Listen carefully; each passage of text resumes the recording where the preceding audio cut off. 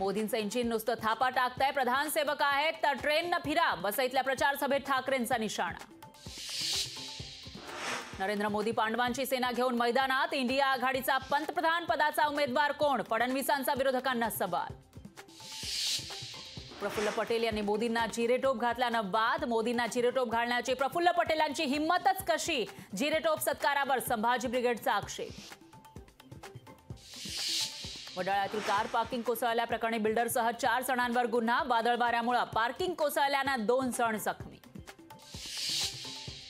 Ghatkopar hoarding दुर्घटनेतील मृतांचा आकडा 15वर, होर्डिंगचा लोखंडी सांगाड्याखाली सापडला मृतदेह, मृतांचा आकडा वाढण्याची भीती.